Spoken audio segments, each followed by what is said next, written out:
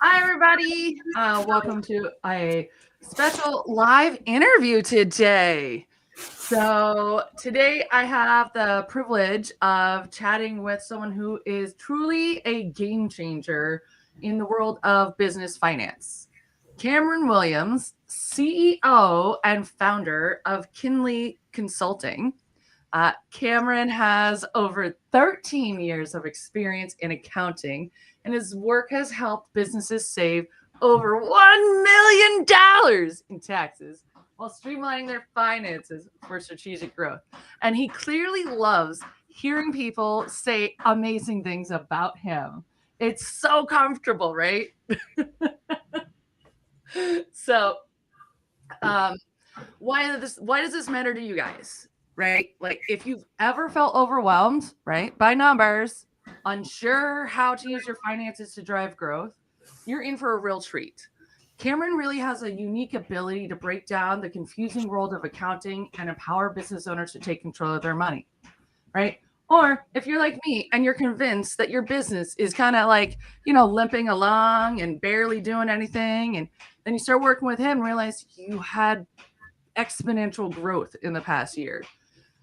If and I will tell you, especially, I know a lot of y'all who are in my community, in my audience, talk a lot about neurospicy. You cannot make emotional decisions about your business if you don't have data. And if you don't have numbers to refer to, you don't have the information necessary to make these kind of decisions. So, Cameron, I'm so excited to have you here. So let's dive into your journey. Right. Okay. So, like, how did you get into accounting, and like what actually inspired you to focus on agencies and business owners? Like, Okay, numbers that's a great matter. question. First off, thank you again for having me. By the way, y'all, I know I got this big coat on. It's because I'm in Georgia, I'm in Atlanta, and it snowed yesterday, like out the blue, because it's like 23, and of course, being born in Georgia, like 23 is it's like the tundra here. Like anything below 50 is cold to us. So I've been yeah, seeing all my friends in the South. They're like, "Y'all, your weather showed up and it's drunk. Can you take it home, please?" take it because like we struggling, y'all. I'm cold. Like I literally got on my hoodie. I found my big coat. Like it's crazy. All right, but anyway, how did I get started? So back, I used to always at church like help count the money. So that was one way. But probably the biggest two influences were my grandma was an accountant for the city of Atlanta. And she got to retire like 55. So like pretty much my whole life, my grandma's just like not worked, and I thought that was super cool. And then the second biggest influence would be back in high school. My best friend, his family stayed like you know how you got your school, and then they be having a nice neighborhoods that's like across from the school. They was in that neighborhood, and so I used to be like, dang, and I thought they were so rich because they always had all these Gatorades in their refrigerator downstairs where we would be. So I'm like, man, what did your parents do? Y'all are rich. Come to find out, they were both accountants. So I was like, I'm good at math. I should be an accountant. And that was pretty much what got me on this road. Wow. Yeah. No. If I saw my someone in my family being retired that early, yeah, my parents did not do that, and like, yeah, that's sorry. We're also we got workers downstairs. So while you guys can't hear it, there is massive pounding and craziness going on downstairs. So your tagline is all about how numbers have the answer to all of our questions. Yep, Can yep. you elaborate on that for us and like give us an example of how understanding numbers has transformed a client's business? Yeah, so we focus on strategic financial growth. That's what we live and breathe right there. And what that looks like is we're trying to help our clients achieve their dream life. And most of the time, right, let's just break this down as simple as possible. Your dream life, the way we define it at least, is what is that thing when you wake up and you're like, I wish my life would be like. So for some people, oh, I want to travel. Oh, I want to spend more time with my kids. I want to be able to just have money in the bank, whatever that is. We want to help you get there, but the way you do it is strategically and growth. Most accountants are like, let's cut, cut, cut. Stop going to Starbucks. Well, you're a business owner. That doesn't apply to you. We can get you one client. You can go to Starbucks as much as you want. You know what I mean? So for us, how do we strategically grow these finances and give you such clarity to where you can now make these choices to get you to that dream life? So that may look like, and I think you highlighted this a little bit earlier, maybe there was some confusion about where my money is going and what it's doing. By the time we get done, it's like, oh my gosh, I didn't know I had this available and I was this close to the goal. I just need to make some minor tweaks. I thought I was going to have to shut the whole thing down. For some people, it's, hey, how can I pay myself more? Because I'm paying myself, $1,000 or $2,000 a month. Well, no, we can actually get that to 5, then to 8, then to maybe 10. For some people, it's, I need to hire a team member so that I'm not having to do as much work. Oh, well, you have the cushion to do that right now. You just got to be okay with not putting as much in the bank. These are things that we can help you to do or get to, which will help you get to that goal of, I have a thriving business that allows me to travel or take my kids to Disney World or whatever that looks like for you. Yeah. And I mean, you guys, just from my own experience, I don't know if you guys I've told you guys much about my fun experience of the various accountants and bookkeepers that I've dealt with over the years. Because Nerdly is my 5th business I've launched, right? I have been self-employed since I was in my early 20s, and I have been through the ringer. And I have not had a single finance person I've worked with be able to have the kind of conversations Cameron does, to be able to bring the kind of information so that I know actually what's going on and be able to make strategic decisions in my business, right? So yes, this is a big deal. Like, he's kind of a badass, just so you know. So you were known for helping people not just save money but grow strategically, Yep. right? So what does actually strategic financial growth look like in practice, right? I know we're talking about like not just cutting out Starbucks, but so like one example. So like, for example, yesterday we talked to a client. So right now we're doing year-end meetings with all of our clients, because I do believe you need to meet with your person, because A, it's the end of the year. B, we need to set the tone for the upcoming year. So what that may look like. So one of the people we were working with, he was saying, hey, he has these ideas. He wants to bring on X amount of new team members.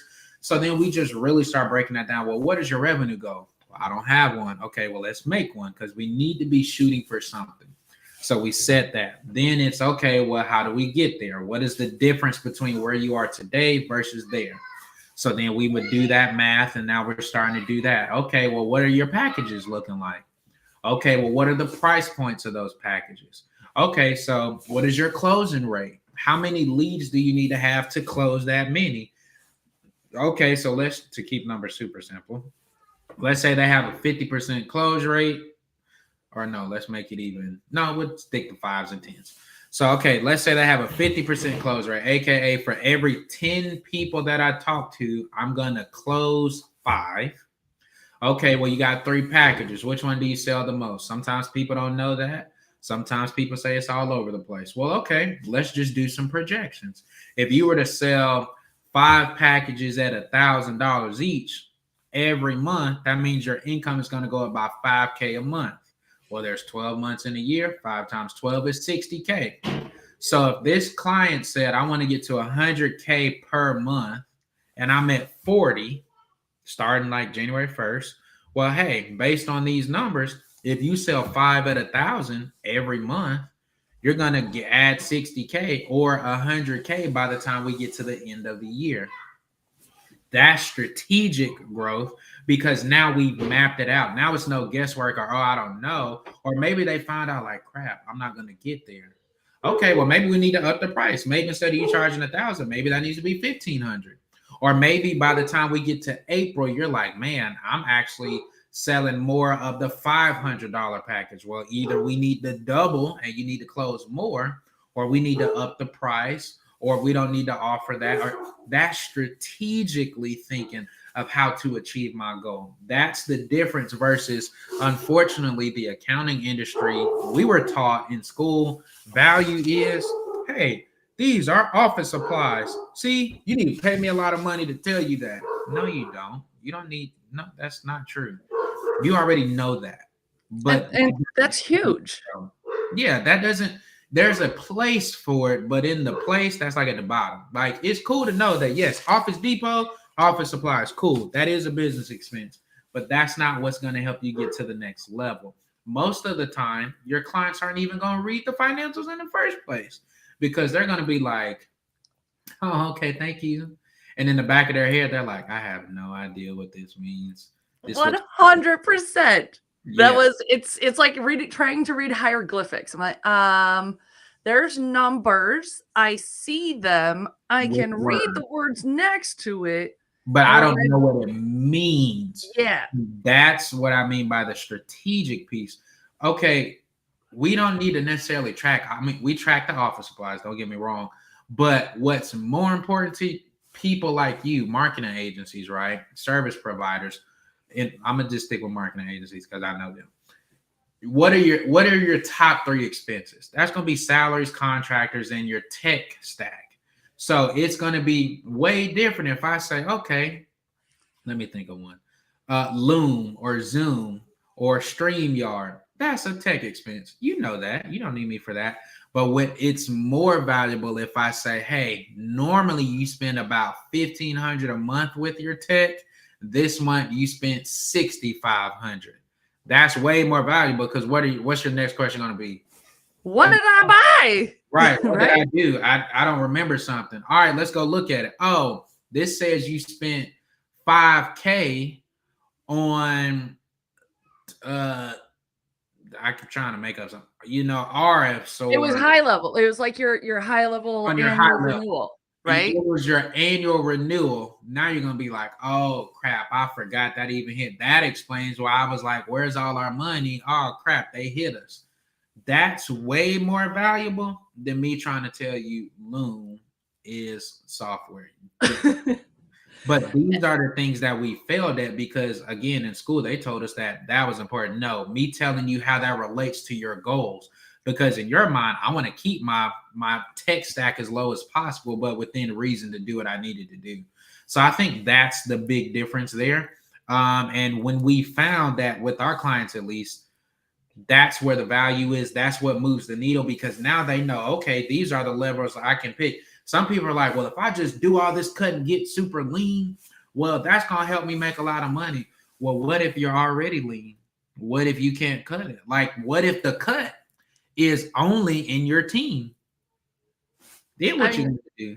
Like cutting back on expenses is not the name of the game, especially in running a marketing agency or even if you're, any business that you're running. Cutting back on expenses is only a move if you have like a gross amount of overspend, right? Because there is a hard cost to be able to provide the services that you are promising your clients, right? Yeah. So understanding, and this was huge, like, knowing what was actually bringing in the money, right? Like we all as entrepreneurs, business owners, we're emotional creatures, right? It is super easy for us to have a bad day and be like, oh man, everything is the worst. And without having data to refer to, like, how will you know what products are selling? How are you going to know like which deliverable is going to bring you the most revenue? Because maybe this one has a higher ticket, but this other one takes way less time to actually deliver to the client. So it has more of a margin. Well, without that data, you're not really able to do that, to be able to understand. Yep. Right. So taxes, because I got the lovely notice of like tax season has begun, right? That's right. So a lot of times taxes is overwhelming for business owners, right? Yeah. So what's your approach to making taxes simpler and saving clients money? Okay, this is a good question. So first and foremost, we have to understand that taxes are just a reflection of what happened in the prior year. So I like to tell my people that's a good and bad thing. It may show us that, we weren't the best with our money. But the good thing is going into this new year, hey, we know what to fix. We know where to put some attention to so we can better optimize it and streamline it. So that's the first part.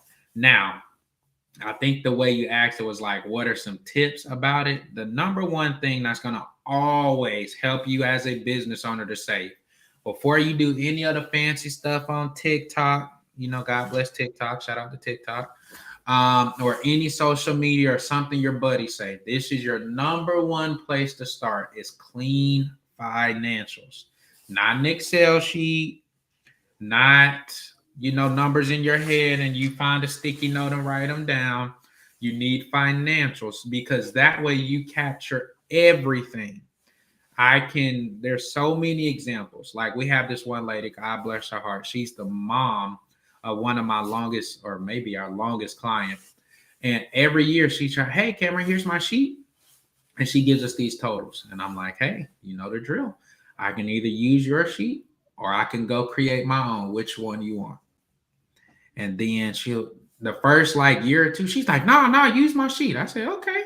We'll go in there, put all the information in, and let's say she owes, I think that one year she owed like 25,000. And she's like, man, that's a lot. I'm like, I told you, I could do this for you. And I know I'm not going to miss nothing. She pays us, a couple $1,000s. We go in there and redo it. She ends up on like, I think $4 or $5 grand. Wow. Because remember, guys, you're only going to do what you know. If you're watching this, you may be listening, but if you're watching, this was the 23 tax guide. Look how thick this book is. I don't even know all of it. I know the important parts, but there's so much in this. How many pages is this? A novel? 944 pages of code, different sections, and all the specifics. If I don't know it all by heart, the average person and business owner is not going to know it. So the best way to capture it all, if we bring it into some financial statements, well, now we've captured everything and we know we got everything from January 1 through 12/31. Not just, I think I spent, like $2,000 on email and like, my tech. Probably about 500. Like people do that and then they give it to us. And I'm like, why do I owe money? And I'm like, well, for one, you got a bunch of zeros in here, like 2,500. That's going to raise audit standards anyway, because nobody just makes flat numbers like that or spends it. Part two, you missed a bunch of stuff. That's bananas. Like the first thing I did, even back when I was a network marketer, QuickBooks, integrate my stuff, and hire a bookkeeper. Like people don't see it that way because again, we have sold our value as this is valuable office supplies. So what do people say? Oh no, I can do that. I can tell you if it's office supplies or not.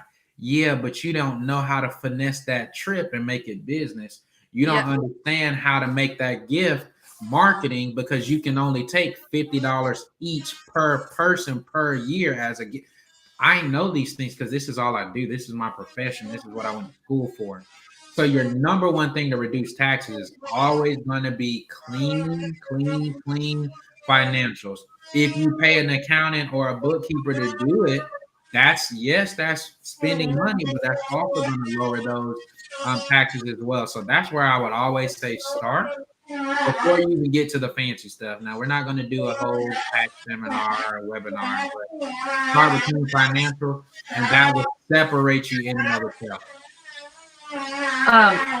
That's bananas to me. I can't imagine running any sort of business without having someone to manage my books and do my tax at the bare minimum, just to be able to handle that. Because it's because you're smart, though. Everybody's not like you, so you got to remember these are some people who, I was just doing this on the side, but I didn't know I was going to make that much. So, if you never made 60, 70, 80 grand in a year, well, you may have kept some little bit like, I went here in the parking and we did a couple meals. You still missed a ton of stuff versus people like you who are more entrepreneurial in nature. You came out the gate and said, yeah, this is what I'm doing. So I know I need to invest in this and start it. Yeah. Two different types of mindsets we're talking about. And if you guys aren't thinking about like what everything in your life can be, like so much of what you do can be a business expense, right? Because at the end of the day, you having conversations with people is marketing your business, right? Like putting yourself in a position where you're out, you're talking to people. That's a big thing. Like, and it's funny because my siblings, not entrepreneurs, they were absolutely like besides themselves. Like, Colleen, you're like gonna get in trouble one day. I'm like, no, because I hire professionals, and this is actually business expenses, right? Going to a networking lunch, going to a networking, these are all legitimate business expenses, and if you're not used to it, like if this isn't your mindset, this isn't your strong suit, then you need to lean on somebody like Cameron who can do all that kind of thinking for you. That's going to be able to ask you the questions to make sure that nothing is getting missed and you're not leaving any money on the table. Right. So I agree. Biggest mistakes, right? So in your experience, what is the most common financial mistakes a small business or agency could make besides not hiring you? And how could they avoid them? Because that one's an easy one. They just need to hire you. That's the easiest. But probably the most common is they don't track anything, or they make it super complicated. You know, we got 5 checking accounts and 5 credit cards, and we're trying to move all this money. That you're making it difficult. We're a big believer in trying to keep things simple but effective. Like that was one of the things we even talked about with you. Like, I know we can make this fancy, but I want it simple, because the more simple you can make something, the faster we can act and respond. And we know that success loves speed. So for us, we always try to tell our people, look, we want you to have maybe 2 or 3 checking accounts, and then your credit cards, do whatever. You also want to keep everything on the business accounts. If you have a business purchase, don't put it on your personal stuff, because now we got to include that. See, now the IRS can get in your business a little bit more because that's included in the financials versus no, this is my business checking account. These are my 3 business credit cards. That doesn't mean if, you know, like let's say I go out to lunch or something and I leave or use the wrong card by accident, that's fine. But we're talking about the intermingling. The word we use is commingle funds.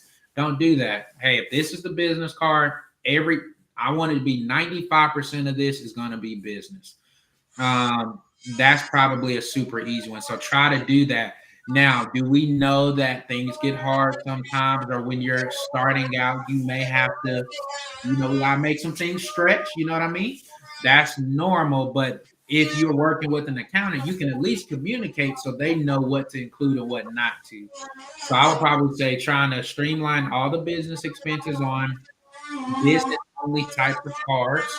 I would say again, having the financials are probably the 2 biggest things. If you can just do those 2 things, let's say you don't meet me for 2 years. Well, if worst come to worst, I can go back and then just get it all caught up. But at least it's all on these 2 credit cards and these 2 checking accounts versus, well, now we got to put your 2 personal accounts in, and this credit card is like 50-50, and it got Victoria's Secret on there and all these other things. Like, that's cool. I don't judge because it's just names and numbers to me, but you could avoid that by just keeping it separate.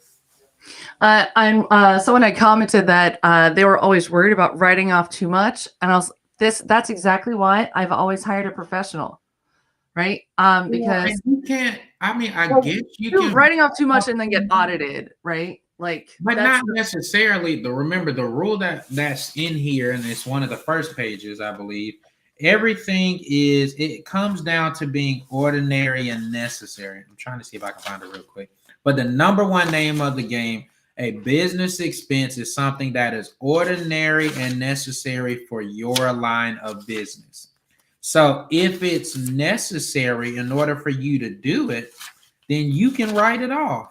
So there can't be, quote unquote, too many write-offs, because most people are not going to spend more money than they have. That only happens when you bring in credit cards and lines of credit and loans.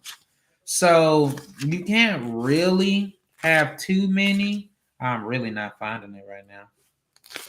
That doesn't, you can't really do that. So I don't think you have to be scared. I think those people know that they're just doing random stuff and they nervous that they're going to put too much random stuff, which would then get you audited. But I've never had a business owner scared to be like, let's write off too much. They never say that. Yeah. And I got to tell y'all, back when I was full-time network marketing, literally everything I did, I wrote off because I always shared oils in the conversations. And about 75% of the time, random people I meet are buying my product. So it turned into like it's all legitimate expenses because I'm now selling a product. And yeah, so just hire a professional. Like that's the hire Cameron. He's gonna sort you out. So we already talked about some tips on getting things set up the right way. What should they look for in a financial consultant? Like, what are the things if for someone who's never worked with someone before, what do they need to look for? Okay, that's a great question. So I like to tell people it's levels to this, right? So the levels can look different, and we would suggest that you do it based on your level, right? So I would tell anybody, like, let's just say to keep it like super easy numbers. If you're at 0 to 10, no, let me not even say that. 0 to like 6, 7, 8K. You probably don't need a bookkeeper. I mean, an accountant. You just probably need a regular bookkeeper, or you maybe could get by with just an Excel sheet, a very detailed Excel sheet. Now, once we get 10 to 20, you need to have one, because at this point, and we've had clients tell us this, man, I ain't never made $10,000 in a month before. You've never made $100K in a year.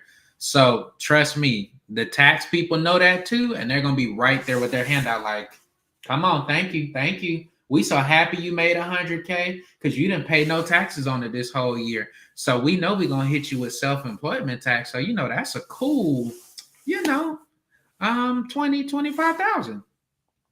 So you need to get that bookkeeper in place because, hey, yeah, I may have made 100, but I spent 80.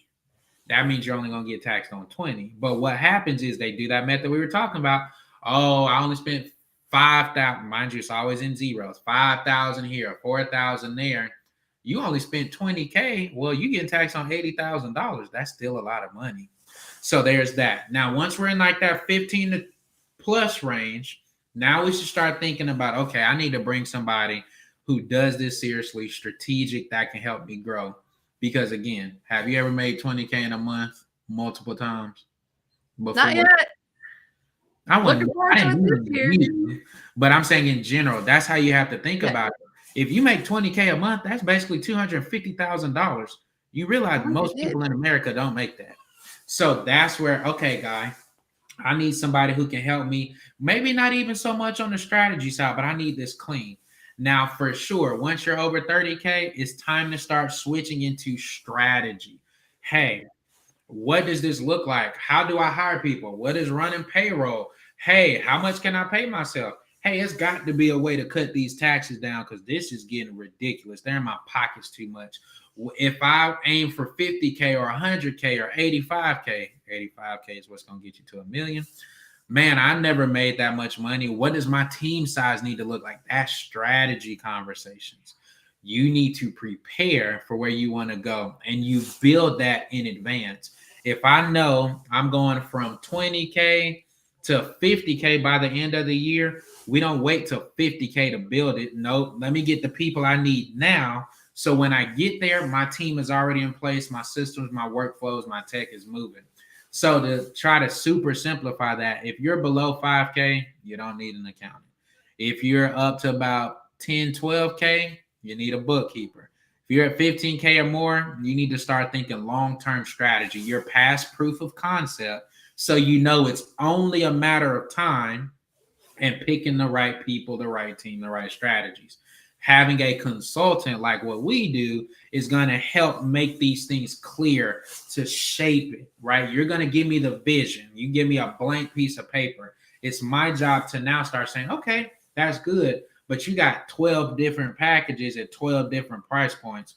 Why don't we streamline that down to 3 to 5?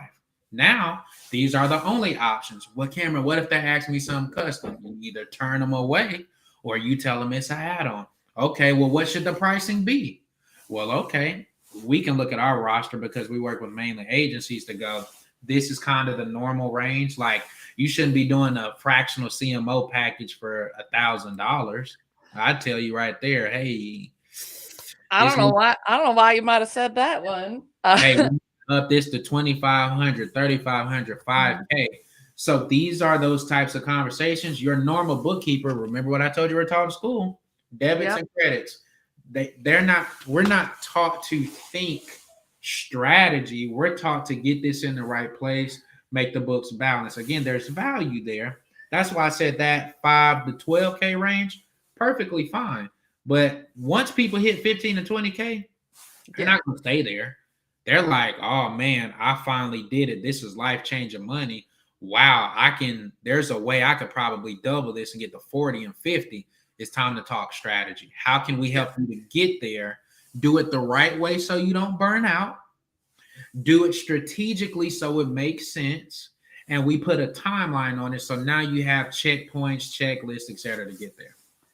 And I got to tell you, especially my fellow agency owners out there, SaaSpreneurs, having someone who has a general works with agencies specifically, being able to have like real conversations when it comes to your packages and your pricing, that has been super helpful for myself, because where's my context? Like, how am I supposed to be able to know? Because I only know my own personal experiences, right?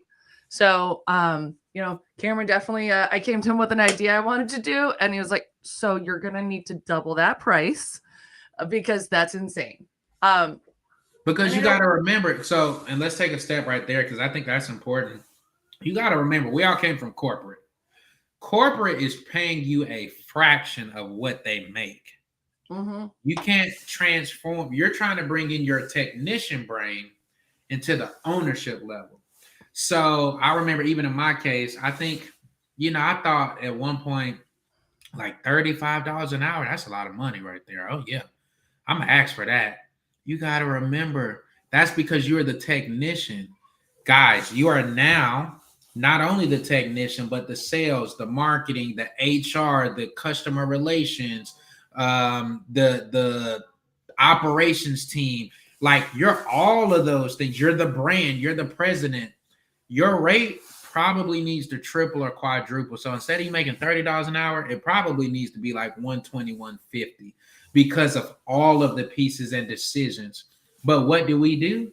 Oh, well, I think $1,000 is a lot of money. It is. To the normal person, it is. But you're the business owner. We have tech we have to go get. And we can't just get any kind of tech, especially like in our case. We got to get secured tech, because this is people's socials and EIN.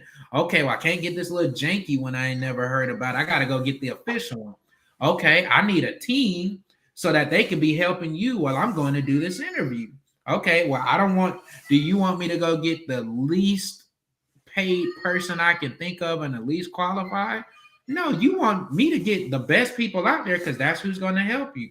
That costs money. So I can't charge $1,000. I need to be charging $2,500. Now we're talking about money mindset.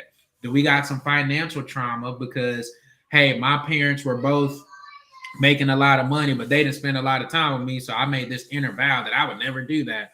Or we were always broke, or whatever that. So now you got to address all these things so we can end up at, hey, that is freaking awesome that you're doing that. That is amazing.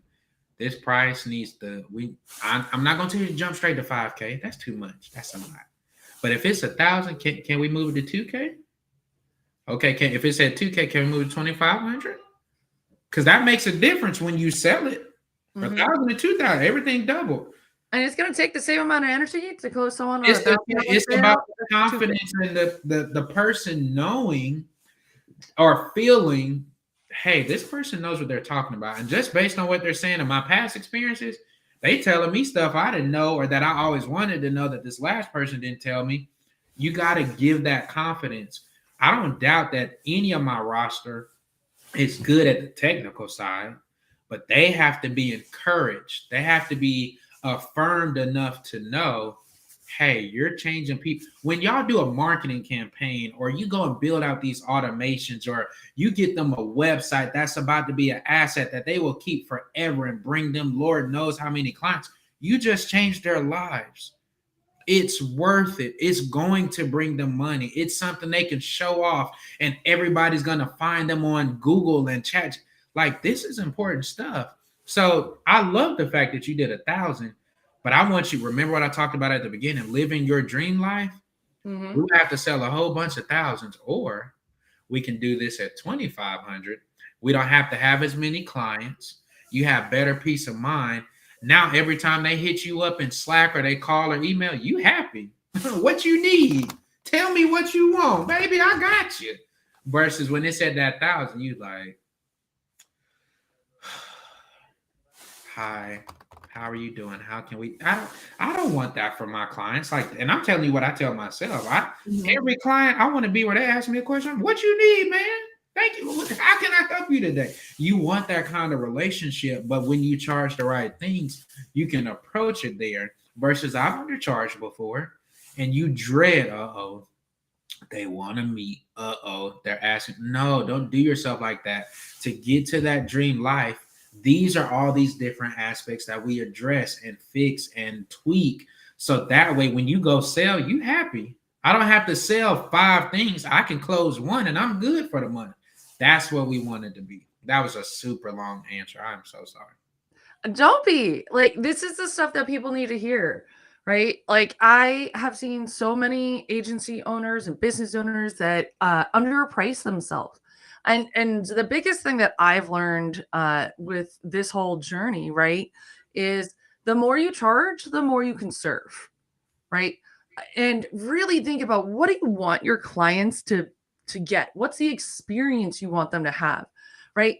Like, and what's the next thing they're going to need, right? Because you already know what the next thing they're going to need is, because you're the expert. So you got to keep that in mind of what's the next thing they need, because, well, like, is that something they're going to need in like a month, or like really, really soon? Then maybe raise your rates, include that other thing, and be like, all right, hey, you know what? This is now a 2-month package or whatever. And we're going to make sure we get this going, because the phrase I always tell myself is, what I'm doing, setting my client up for success. Or am I building a thing and then walking away, and then they're going to fall on their face because they don't have a team, or they don't have the resources to be able to maintain whatever it is that we delivered. So really take a step back. And I know it's scary. It is hella scary, because this is, I know a lot of the folks out there, maybe you've been a solopreneur, and now you have to start taking a step back and own that CEO role, or own that CMO role, and working with a team. It's all new. And this is why working with people like Cameron, it will absolutely change the game for you, because they've been there. This is what they do, right? So, I got one more question for you, right? So, and I know one thing you had said is that you're on a mission to impact 300 marketing agencies by 2030. Can you share a little bit more about that vision and how like, yeah, because that's pretty rad. Yeah, and I got a feeling we're gonna beat that one. So I may have, I guess, underestimated your awesomeness. Yeah, I didn't recognize it then, but yeah. So I remember there was one program I was in, and they were like, "You got to come up with what they call it, BHAG, I think, like a big, hairy, audacious goal. It's what they call it." And so I was like, "Okay, well, what does that look like?" And they're like, "It has to be something big, so you can get people to kind of buy in." And so I'm like, "Well, okay, working with marketing agency." So I'm like, "Well, if I work with a lot, then that means I changed a lot of people's lives, and I served a lot of people." So back then, because this is from like 2 years ago, so I must have really thought 300 was a lot. Yeah, on track to beat that probably within like 2 months. So that's where that came about. That's But amazing. but I just think it just comes down to it's really exactly what you said, and I literally have it on my board. Is serve first. How can we serve our clients? Because when you do that, I've seen it time and time again, even in my personal life, like the teenagers at my church or my family. When you serve people first, everything else takes care of it. And I was just reading, I'm still reading Who Not How. And I think the quote, I have to find it, but it was saying something to the effect of like, you can get everything you want by just making sure people get what they want. Like if I serve you at a high level, I'm going to be taken care of, you know, and but people can feel too. They understand that, they recognize that. So I think at the end of the day, you just have to continue to serve first. I love that. I love that. So I know we're multicasting across a lot of platforms right now. So if any of y'all want to connect with Cameron, feel free to DM our page, comment money. Yeah, comment money, and we'll make sure to have get you connected with Cameron. So Cameron, tell me, what's the best way for folks to connect with you? Best way to connect with us is probably through social media. I'm pretty active on Facebook for the most part, so just find us, shoot us a DM. That's probably the best thing because on there as well, we're giving you a lot of value. We're posting a lot of things about, hey, here's some case studies. Here's some things you need to be asking your accountant, or this is how you know you need to upgrade to your CFO or whatever that may look like. You can always go to our website, which is KynLiConsulting.com, KYNLI Consulting.com. Just a little bit more about what we do. You could send us an email. I mean, my assistant checks it, but if you want to like talk to me specifically, just send me a DM on Facebook. Definitely check out Cameron's profile on Facebook. You know, he really is great about posting like helpful stuff that you can actually comprehend, right? Because that is one of the biggest takeaways about working with you, Cameron, is that you are to finance as what I do for my clients in tech. You make scary, complex things really simple and really easy to understand so that I can actually execute based on that. So, Yeah, that's the goal. and that's a really big deal, right? So yeah, I cannot tell you guys just how much I am a fangirl of Cameron and his team. It has been absolutely game changing working with them. So if you guys are running an agency, you got a business, you know, make sure go friend request him, check out this awesome content that he posts. And when you're ready for it, man, like get some time with him, see what his team can do for your business, because I guarantee you, like it will change everything. Like, yeah, and the good thing, and I thank you for that, by the way. But the good thing about working with you, like we haven't even gotten to the fame. Kind of like started yesterday, but like she's just happy just with what we consider the basics, which is everything is clean and does this actually make sense? Like yesterday, we kind of got into like, okay, you want to make this? Well, okay, let's write these goals out, and this is what it will take. That's like our bread and butter. But to your point, like we can't even get there until the basics are handled. So like I'm excited to see where we get to take you in the next quarter, the next 90 to 90 days to 6 months, because that's where we really get it. Now that we got the baseline numbers, you see what you did last year. So I'm excited, but yeah. Yeah, and that's the thing, y'all, right? If you're not able to see and understand what is actually going on, like your books is basically like the lifeblood of your business. What is going on, right? This is the only way I know to be able to look at your business holistically, right? And I'm a nerd about things, so you need to be able to see what is actually going on, not as what you're thinking, not what you're feeling, not, oh, well, I've had a couple of sales this week, so things must be going really well. You need to be able to look at the entire picture and be able to understand what is actually happening. Well, I want to thank you, Cameron, for coming out. And really, you guys, 10 out of 10. Connect with this guy. Him and his team are amazing. We try our best. We try our best. Serve first. I'm telling you, serve first. Strategic financial growth, so we can help you live that dream life. That's all we try to do. In a perfect world, you know, Kate now starts making all the money she wants, which she was already doing, but now we got some targeted focus on it. And then she's like, "Oh my gosh, I was already on track. I just need a little bit of clarity. Now I'm good." Yeah, I'm so excited. So excited. All right. Well, I will see you all next week. Later, nerds.